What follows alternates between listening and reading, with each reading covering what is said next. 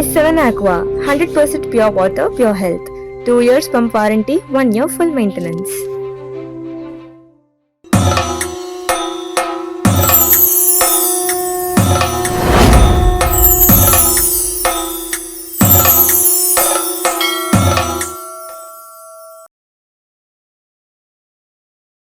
பார்ந்த நேயர்கள் அனைவருக்கும் வணக்கம்.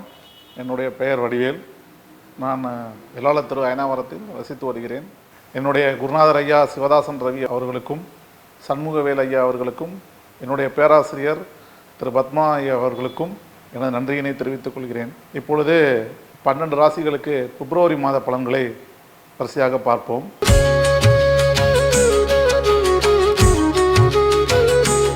இப்பொழுது மேசராசிக்கு முதல் பலன் இப்போ பார்க்க இருக்கிறோம்.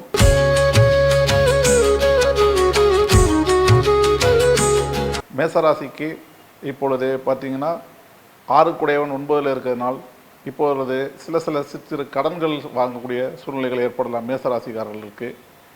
அதே போல் இம்மாத இறுதியில் குரு தான் வீட்டை 9ஆம் இடத்தை பார்க்கிறனால் சற்று சுப நிகழ்ச்சிகள் நடக்கிறதுக்கு நிறைய வாய்ப்புகள் இருக்கின்றன.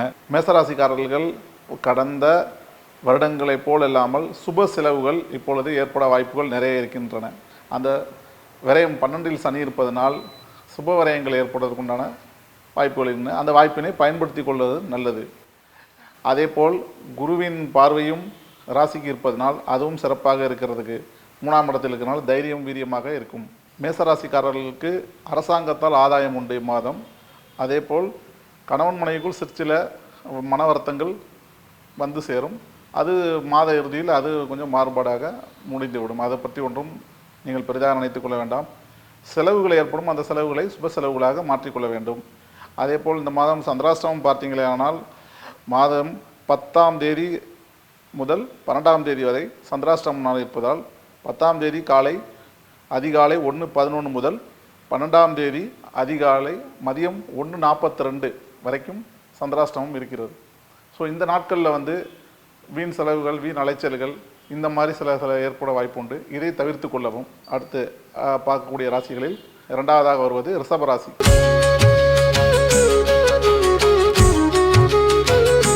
ரிஷபராசி நேயர்களுக்கு ராசிக்கு 2ஆம் இடத்திலே குரு வலுத்து இருப்பதனால் அனைத்து விதமான பொருளாதார ரீதியாக உயர்வுகள் மேம்படும். 2இல் குரு இருப்பதனால் சுப நிகழ்ச்சிகளுக்கு சில செலவுகள் வரக்கூடிய சூழ்நிலைகளாக இருக்கும். மாதத்தின் 9ஆம் இடத்தில் சூரியன் இருப்பதால் தந்தையிடம் ஆதாயம் உண்டு. ஆக இந்த மாதத்தின் ஆதாயம் மூலமாக நீங்கள் கிடைக்கக்கூடிய அனைத்துமே உங்களுக்கு நன்மை பலனாக இருக்கும். சந்திராஷ்டமம் நாட்கள் என்பது இந்த மாதத்தில் 12/2/2026 முதல் 14/2/2026 வரை இம்மாதத்தில் உங்களுக்கு சந்திராஷ்டமம் இருக்கிறது. அதிகாலை 1:42 முதல் 12:42 வரைக்கும் உங்களுக்கு சந்திராஷ்டமம் நாள் இருப்பதால் பிரயாணத்தை சற்று தவிர்க்கவும். இந்த காலகட்டத்தில் வாக்குறுதிகளை கொடுப்பதற்கு சற்று உஷாராக இருங்கள். அடுத்ததாக பார்க்கக்கூடிய ராசிகளில் மிதுன ராசி.